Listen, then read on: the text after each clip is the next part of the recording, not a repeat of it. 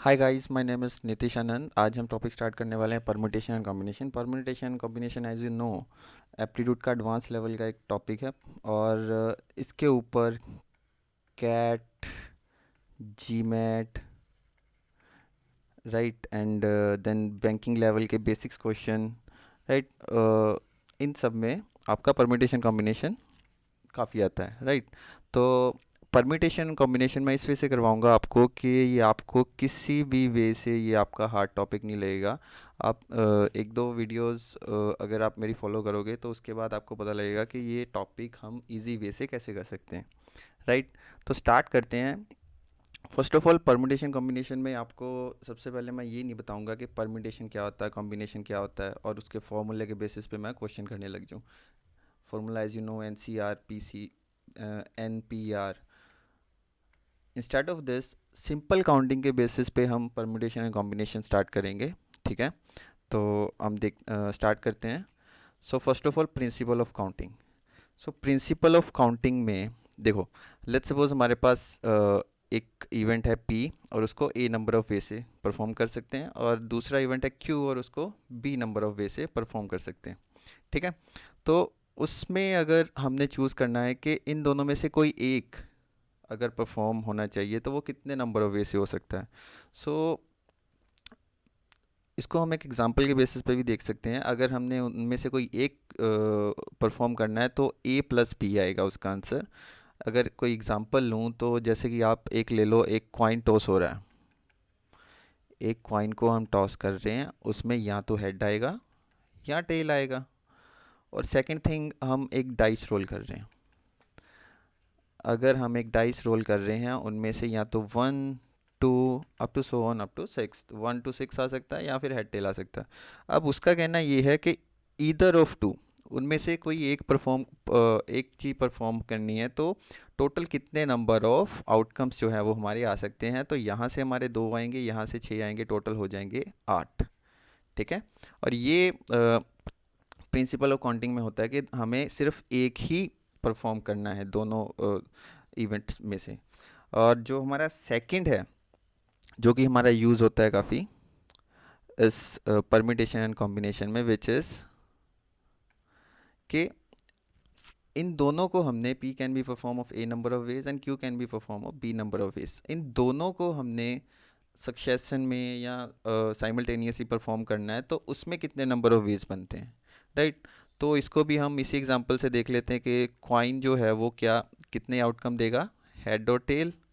और अगर मैं डाइस की बात करूं तो वो आपको छः आउटकम देगा, one two three four five and six, right. अब अब हम इस दोनों को जब ये परफॉर्म कर रहे हैं साइमल्टेनियसली तो क्या होगा, एक सेट में आपके पास आउटकम्स आएंगे, राइट। जैसे कि हेड के साथ या तो एक आ गया, हेड के साथ या तो टू आ गया, हेड के साथ या तो थ्री आ गया, so on up to so on, head के साथ अप टू सिक्स। और सिमिलरली टेल के साथ आपका वन से लेके टेल के साथ आपका टू आ गया, टेल के साथ आपका थ्री आ गया, up to so on tail के साथ आपका सिक्स। तो इसमें जो नंबर ऑफ आउटकम्स जो हैं वो कितने होते हैं, कितने नंबर ऑफ वे से इसको परफॉर्म किया जाता है, तो इसका सिंपल वे होता है। वहाँ अगर हम ऊपर की बात करें तो वहाँ पे था ए प्लस बी। अगर ये दोनों ही परफॉर्म करने हैं तो यहाँ पे होता है ए इंटू बी, राइट। तो इसी एग्जांपल से देख लीजिए, अगर यहाँ पे अगर इसके दो आउटकम है, इसके छः आउटकम है, तो इसका आंसर, इसके नंबर ऑफ आउटकम्स क्या होंगे, two into six, 12 outcomes.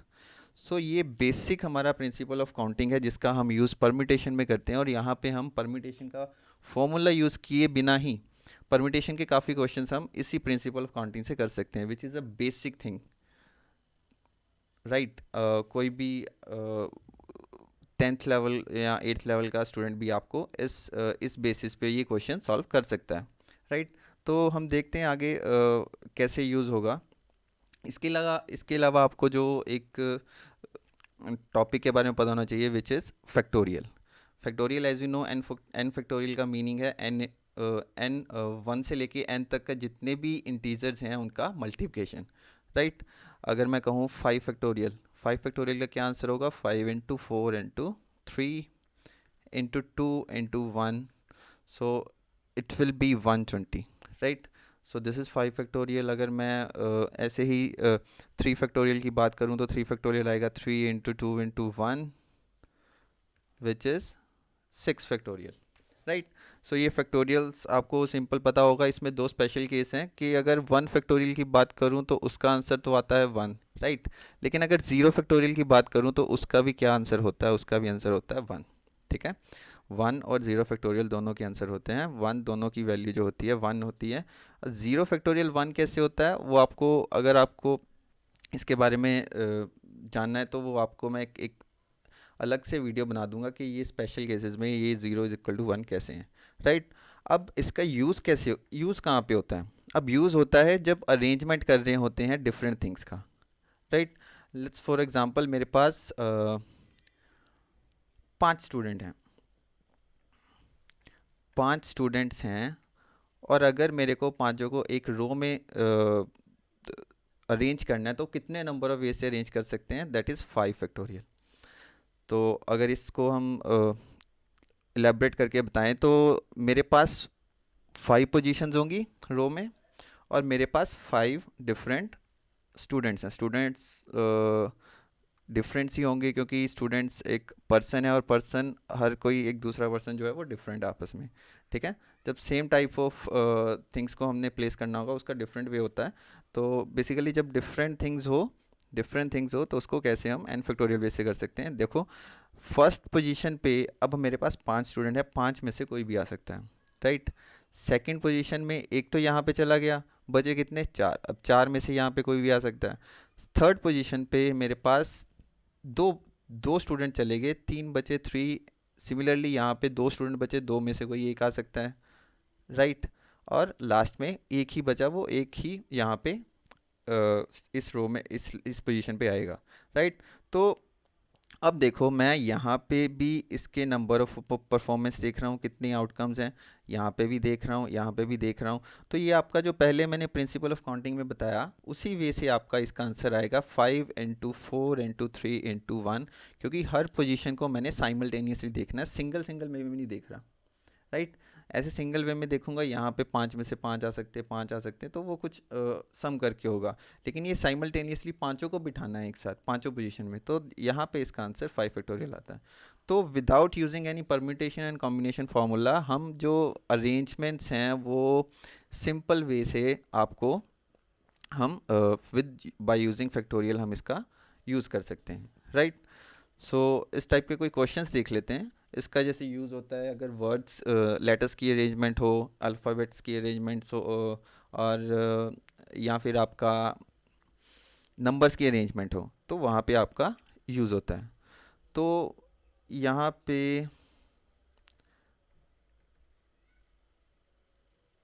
Alphabet की अगर अरेंजमेंट हो, राइट? तो अगर सिंपल अरेंजमेंट हो डिफरेंट अल्फ़ाबेट की, लेट्स सपोज मेरे पास 4 अल्फ़ाबेट हैं,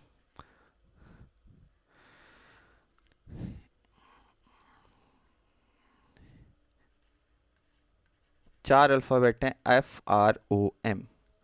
मेरे पास ये 4 अल्फ़ाबेट हैं, इसको डिफरेंट वे से मैं कितने डिफरेंट वे से इसको अरेंज कर सकता हूँ? तो सिंपल आंसर है, हम चारों को ही हमने यूज़ करना है. 4 डिफरेंट पोजीशंस हैं यहाँ पे, वही आपका 4 इंटू 3 इंटू 2 इंटू 1. सिंपल आपका आंसर 4 फैक्टोरियल आ जाएगा. तो जब अरेंजमेंट्स की बात आती है, सिंपल अरेंजमेंट्स की बात आती है, जितने नंबर ऑफ थिंग्स हैं हमारे पास, जितनी नंबर ऑफ आइडेंटिटीज़ हैं, उन सबको अगर हमने अरेंज करना है सिंपल वे में, तो आपको हमारा सीधा जो आंसर है वो एन फैक्टोरियल आ जाएगा विच इज़ 4 फैक्टोरियल. तो यहाँ पे अगर मैं फ्रॉम की बात करूँ, इसको मैं अरेंज कर रहा हूँ, तो सिंपली आपका आंसर 4 फैक्टोरियल आ रहा है. इसी वजह से अगर कोई और लेटर हो, लेट्स सपोज सिंपल लेटर लेता हूँ, ठीक है? इनके इसके मैं अल्फ़ाबेट्स लेता हूँ. इसके अगर मैं अल्फ़ाबेट्स लूँगा तो कितने हैं? 1 2 3 4 5 6 अल्फ़ाबेट्स हैं. 6 के 6 जो है डिफरेंट अल्फ़ाबेट्स हैं, राइट? एक दूसरे से डिफरेंट है. तो इसको अगर मैं इस 6 अल्फ़ाबेट्स का यूज़ करके नंबर ऑफ वर्ड्स जो बन सकते हैं, रिगार्डलेस ऑफ वो नंबर का कोई मीनिंग, वो वर्ड्स का कोई मीनिंग हो या ना हो, इसको मैं कितने वे से कर सकता हूँ? 6 फैक्टोरियल वेज, राइट? तो ये नंबर ऑफ अरेंजमेंट्स है, without using any permutation combination formula आप सिंपल वे से कर सकते हैं, राइट? तो अब वर्ड्स अरेंजमेंट की बात करूं तो यहाँ पे मेरे डिफरेंट काइंड ऑफ क्वेश्चन बनते हैं। ये तो आपका सिंपल हो गया, ठीक है। और अब इसके बाद अगर हो कि कोई एक या एक से ज़्यादा कोई अल्फ़ाबेट जो है वो आपका एक या एक से ज़्यादा अल्फ़ाबेट जो है वो आपका मल्टीपल टाइम यूज़ हो रहा हो। For example,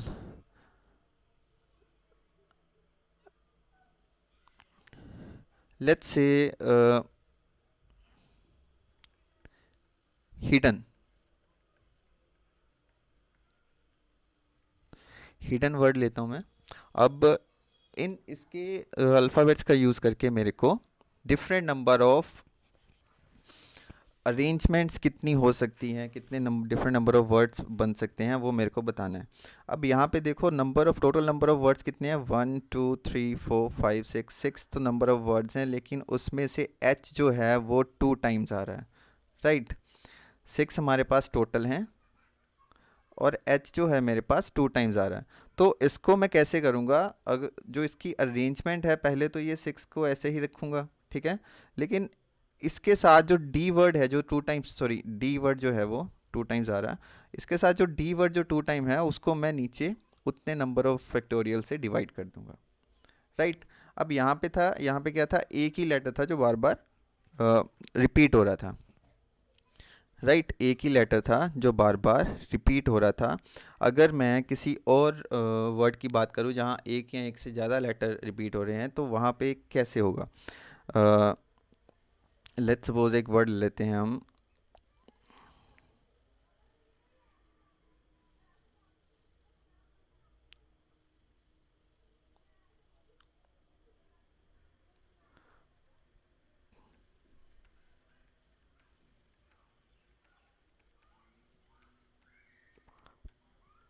performance. वर्ड ले लिया हमने परफॉर्मेंस, और इसके लेटर्स का यूज़ करके, इसके अल्फ़ाबेट्स का यूज़ करके हमने डिफरेंट नंबर ऑफ वर्ड्स देखने हैं कितने बन सकते हैं, राइट। तो इसको मैं कितने वे से कर सकता हूँ। परफॉर्मेंस में आप देखो total number of word letters कितने हैं, 1 2 3 4 5 6 7 8 9 10 11। 11 मेरे पास टोटल वर्ड्स हैं, राइट। अब उसमें से क्या क्या है जो रिपीट हो रहा है, एक तो आपका ई रिपीट हो रहा है, राइट, 2 टाइम्स। एक आपका आर रिपीट हो रहा है, राइट, एक आपका आर रिपीट हो रहा है 2 टाइम्स। इसके अलावा अगर कुछ रिपीट हो रहा हो तो, राइट, ये 2 वर्ड हैं जो आपके रिपीट हो रहे हैं। अदर देन दैट सब डिफरेंट वर्ड्स हैं। तो ये 2 वर्ड्स मेरे रिपीट हो रहे हैं, एल्स मेरे पास 11 नंबर ऑफ वर्ड्स हैं। तो इसका आंसर जो होगा डिफरेंट नंबर ऑफ रिमेंट्स क्या आएगा, 11 factorial upon 2 factorial, let's say for E and then second for R. तो जितने नंबर ऑफ लेटर्स हमारे पास रिपीट हो रहे हैं उतने नंबर ऑफ फैक्टोरियल यहाँ पे आ जाएगा। और जितने different different number of letters, जितने डिफरेंट नंबर ऑफ लेटर्स हैं वो उतना ही यहाँ पे मल्टीप्लाई डिनोमिनेटर में हो जाएगा।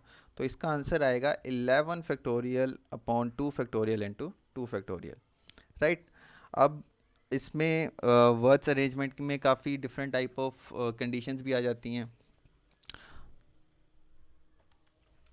देखो अगर मैं कंडीशंस की बात करूं, लेट्स सपोज मेरे पास है वर्ड प्राइड। प्राइड वर्ड है मेरे पास, और मैंने इसको ऐसे अरेंज करना है कि मेरे पास जो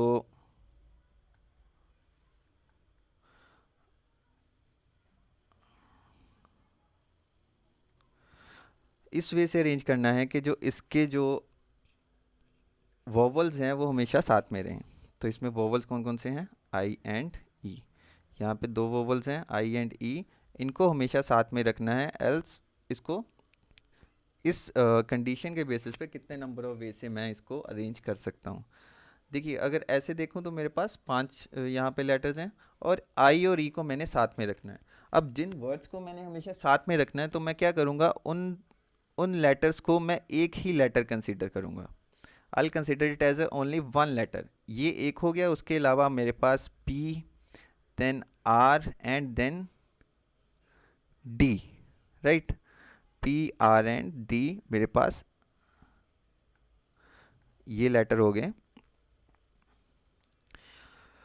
तो अब मेरे पास टोटल कितने लेटर हो गए? 4 हो गए। तो सिंपली है, अगर इस केस में जैसे कभी भी ऐसा ऑल टुगेदर समथिंग टुगेदर आएगा, तो जो जितने नंबर ऑफ आइडेंटिटीज़ है जो टुगेदर रखनी है, उसको मैं एक ही आइडेंटिटी कंसीडर करूँगा। एल्स जो बाकी आइडेंटिटीज़ हैं उसको भी अगर काउंटिंग करके जो जितनी नंबर ऑफ आइडेंटिटीज़ आएगी उसका मैं अरेंजमेंट करूँगा। तो यहाँ पे कितना अरेंजमेंट आएगा इसका? 4 फैक्टोरियल, क्योंकि इसको मैं एक ही वर्ड कंसीडर कर रहा हूँ। Then after 3 more word, 4 total हो गए, तो इसकी अरेंजमेंट आएगी 4 फैक्टोरियल। अब अगर मैं लेट्स सपोज एक वर्ड लिख रहा हूँ, इसी को देख लो कि अगर मैं इसको लिख रहा हूँ PRIED, इसको मैं एक वर्ड ले रहा हूँ, लेकिन जहाँ यहाँ पे अगर इसको मैं ऐसे भी लिख सकता हूँ PREID, राइट। अगर इसको एक ले रहा हूँ तो ये आपस में भी पोजीशन चेंज कर सकती है।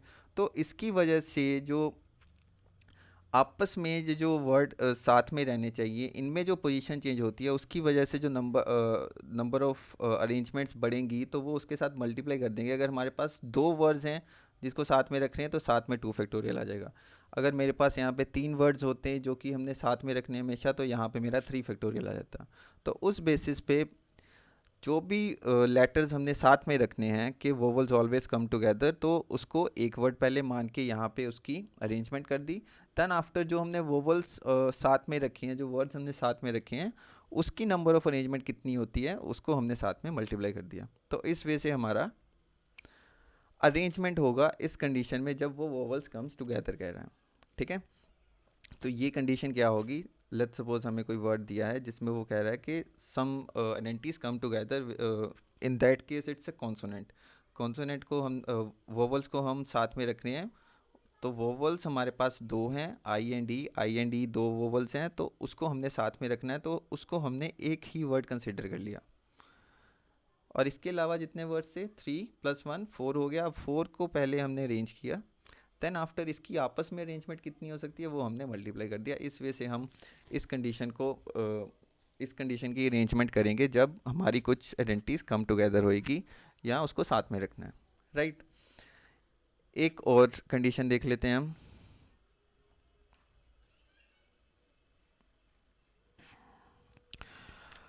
अब देखो, ये तो हो गया साथ में रखने। एक कंडीशन कुछ ऐसे भी आ सकती है कि इसको हम साथ में नहीं रखना चाहते, राइट। यही वर्ड ले लेता हूँ, प्राइड। तो अगर मेरे को ये कहे कि vowels never come together,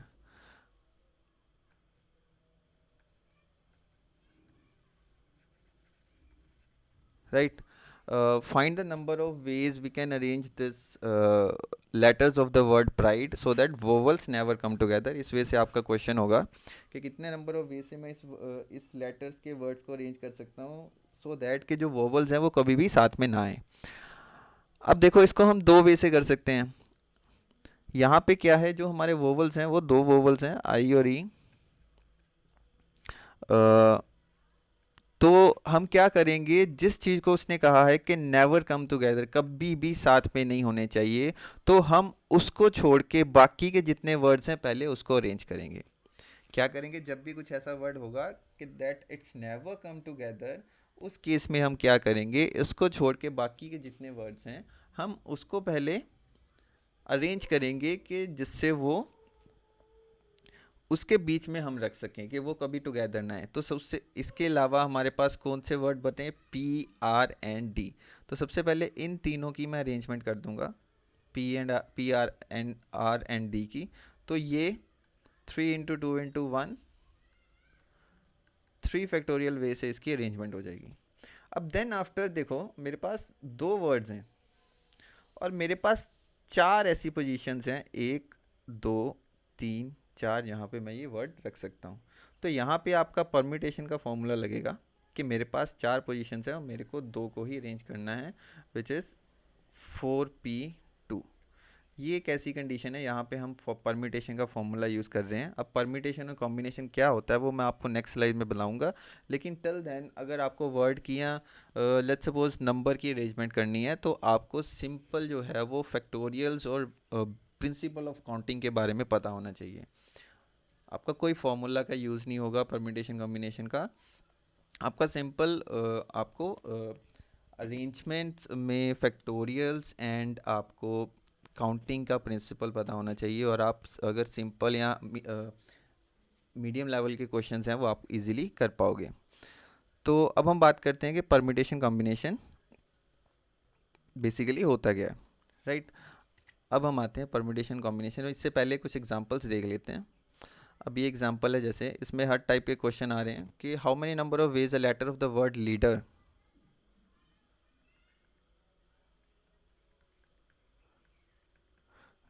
leader की बात कर रहा है, लीडर को अरेंज करें कि पहली कंडीशन क्या है, that vowels always come together. तो इसमें वोवल्स कितने हैं, 1 2 एंड 3। वोवल्स मेरे पास हो गए 3, और 3 1 2 एंड 3 3 मेरे पास कॉन्सोनेंट हो गए। तो अब तीनों को जब मैंने साथ में रखना है तो तीन तो ये जो है वो साथ में रहेंगे, इसके साथ कॉन्सोनेंट जो है वो एज अ वन आइडेंटिटी उसको मैं कंसिडर करूँगा, राइट।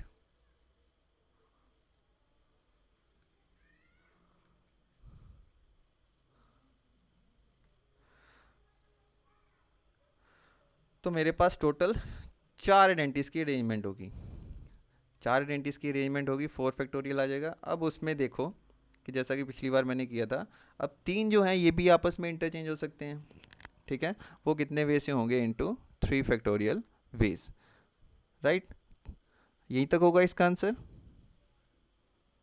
यहीं तक होगा इसका आंसर। कुछ और कर सकते हैं इसमें, एक बार ध्यान से देखिए।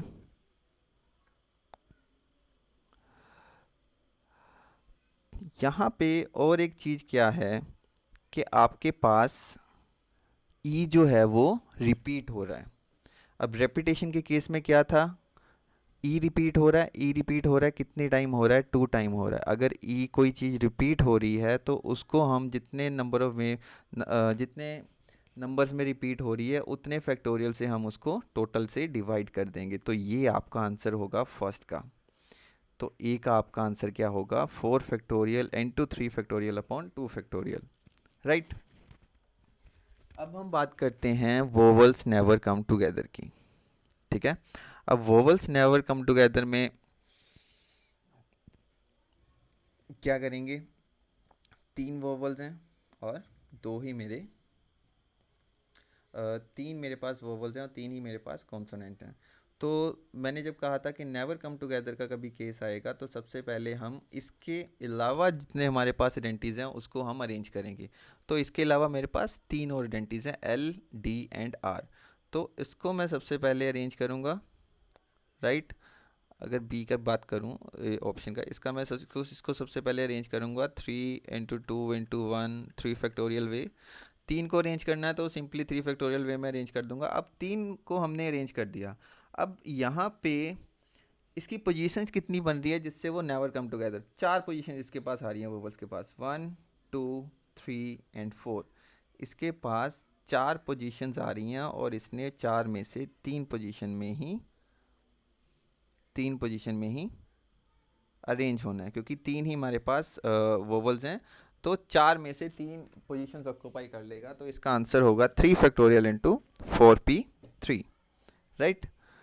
तो ये आपका हो गया सेकंड का। थर्ड क्वेश्चन देखो, no two vowels come together. तो क्या बी एंड सी में कोई डिफरेंस है क्वेश्चन में? फर्स्ट बी क्वेश्चन क्या कह रहा है, बी प्रोपोर्शन क्या कह रहा है, वोवल्स नेवर कम टुगेदर। सी क्या कह रहा है कि no two vowels come together. So इसमें अगर हम देखें तो दोनों ही एक ही बात कर रहे हैं और वो डिफरेंट वे में लिखा हुआ है, राइट। तो इससे आप कंफ्यूज नहीं होना। फर्स्ट क्या लिखा हुआ, वोवल्स नेवर कम टुगेदर। सी क्या लिखा हुआ, no two vowels come together. They both are same question और इसका आंसर भी सेम ही होगा। दोनों में वो यही कह रहा है कि वोवल्स जो है वो कभी साथ में नहीं होने चाहिए। वो कह रहा है नो टू वोवल, तो आप कहेंगे सर कि अच्छा दो बाकी नहीं किए, लेकिन जो ये तो दो अलग अलग हुए उसके साथ तीसरा भी आ सकता है, लेकिन कौन से दो वो तो उसने नहीं कहा। उसने कहा नो टू वोवल, कोई भी दो जो है वो साथ में नहीं रहते। तो उसका यही मीनिंग निकल रहा है कि नेवर कम टुगेदर, वो वोवल्स जो है वो साथ में कभी नहीं होंगे, राइट। तो उसका जो बी पोर्शन है वो सी पोर्शन है वो दोनों सेम है, ठीक है। थर्ड क्वेश्चन की बात, ये इस क्वेश्चन की बात कर रहे हैं। Find the number of different words that can be found from the word success. Try करके देखो आप, पॉज करके आप ट्राई करके देखो, अदरवाइज मैं आपको बता देता हूँ। तो देखो इसमें number of words, number of letters कितने हैं, 1 2 3 4 5 6 7, 7 टोटल लेटर्स हैं, राइट। एस कितनी टाइम रिपीट हो रहा है, 3 टाइम्स। सी कितनी टाइम रिपीट हो रहा है, 2 टाइम्स। तो यही आपको पता करना है। इसके बाद आपकी सिंपल, जो मैंने आपको फंडामेंटल्स ऑफ काउंटिंग और फैक्टोरियल के बारे में बताया, वहाँ से आपका क्वेश्चन हो जाएगा। कोई परम्यूटेशन कॉम्बिनेशन का फॉर्मूला नहीं लग रहा। सबसे पहले तो 7 फैक्टोरियल, इनको अरेंज करेंगे। अब उसमें एस जो है वो रिपीट हो रहा है, तो डिवाइडेड बाय 3 फैक्टोरियल, इनटू सी भी रिपीट हो रहा है 2 टाइम, डिवाइडेड बाय 2 फैक्टोरियल। तो ये आपका सिंपल आपका आंसर आ जाएगा। इसको आप सॉल्व करोगे तो आपकी वैल्यू आ जाएगी। अभी मैंने आपको बताया, चलो आप वैसे तो 10 फैक्टोरियल तक की वैल्यूज़ आपको याद होनी चाहिए। अगर आपको याद नहीं है, अभी मैंने 5 फैक्टोरियल का बताया था 120, राइट। अब ये 5 फैक्टोरियल, ये जो 7 फैक्टोरियल है उसको मैं कैसे लिख सकता हूँ?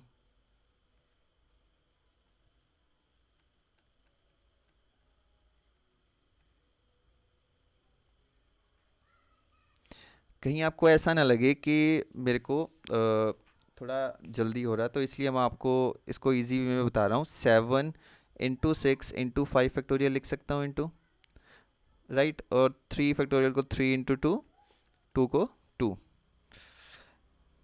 2 को यहाँ पे 2 फैक्टोरियल, राइट। अब इसका आंसर क्या आएगा? 7 इंटू 6 इंटू 5 फैक्टोरियल मैंने अभी करवाया था 120, देन आफ्टर 3 इंटू 2 इंटू 2। अब इसको हम सॉल्व करेंगे तो आपका क्या आंसर आएगा? 60 इंटू 7 विच इज़ 420, और ये आपका आंसर होगा, राइट। ये आपका आंसर आ जाएगा 420। क्लियर? तो आप इसको इजीली सॉल्व कर सकते हो।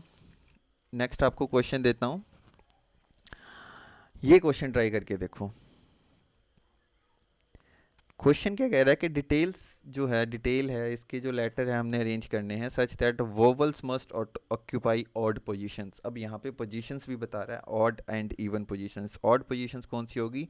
ये जैसे फर्स्ट है, ये सेकंड है, ये थर्ड है, ये फोर्थ है, ये फिफ्थ है, और ये सिक्स्थ पोजीशन है।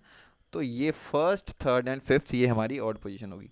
मेरे पास टोटल 1 2 3 4 5 6 6 पोजीशंस हैं। ऑड कौन कौन सी होगी? this one is odd, this one is odd, this one is odd, first, third and fifth, right। अब वोबल्स वो कह रहा है कि ऑड पोजीशंस पे आनी चाहिए। सिंपल है, वोबल्स मेरे पास कितने हैं? 3, और 3 ही मेरे पास कॉन्सोनेंट्स हैं, बाकी जो बचे हैं।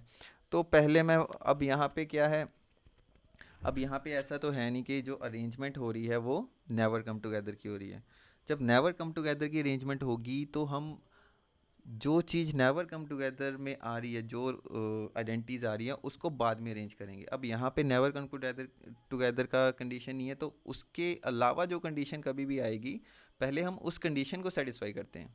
यहाँ पे क्या है कि ऑड पोजीशंस किसको देनी है? वोवल्स को। पहले मैं इस पोर्शन को करूँगा, 3 2 और 1, 3 में से कोई एक आएगा, यहाँ बचे 2 में से कोई एक वोवल आएगा, यहाँ बचे 1 में से कोई एक आएगा, यहाँ से आ जाएगा हमारा 3 फैक्टोरियल, राइट। और जो बाकी मेरे पास कॉन्सोनेंट बचे हैं वो इन 3 पोजीशन में से आ जाएंगे, 3 2 एंड 1, और इसमें से भी मेरे पास आ जाएगा इंटू 3 फैक्टोरियल। इसका आंसर आ जाएगा 3 into 3 factorial. You can say 6 into 6 36, right. ये आपका डी आपका ऑप्शन होगा, ठीक है। यहाँ तक जितना भी मैंने कराया, ये आपका जो वर्ड्स में यूज़ हो रहा है वही आपका नंबर्स में यूज़ होगा। अगर मेरे पास ये डिटेल वर्ड्स की जगह यहाँ पे अगर मेरे पास नंबर्स दे दिए जाते कुछ 4 5, लेट्स सपोज नंबर दे दिए जाते कि 1 2 3 4 5, इनको अरेंज करना है कितने नंबर ऑफ वे से हम इनको अरेंज कर सकते हैं, तो वो तब भी आपका ये सेम वे से करते हैं कि इसका सीधे सीधे 5 फैक्टोरियल आंसर आया था। इसमें कोई कंडीशन होती कि ऑड ऐसा होना चाहिए बना, तो तब भी, तो इसमें ज़ीरो की जब कंडीशन आती है वो थोड़ा डिफरेंट हो जाता है। तो अभी मेरा लेक्चर काफ़ी लंबा हो रहा है, तो इसलिए हम इस टॉपिक को नेक्स्ट लेक्चर पे करेंगे, ठीक है। तो नेक्स्ट लेक्चर में आपका परम्यूटेशन और कॉम्बिनेशन का बेसिक आपको बताऊंगा कि क्या होता है, उसके बीच में डिफरेंस क्या है, और क्वेश्चंस में उसको कैसे आइडेंटिफाई करना है कि ये क्वेश्चन परम्यूटेशन है या कॉम्बिनेशन है।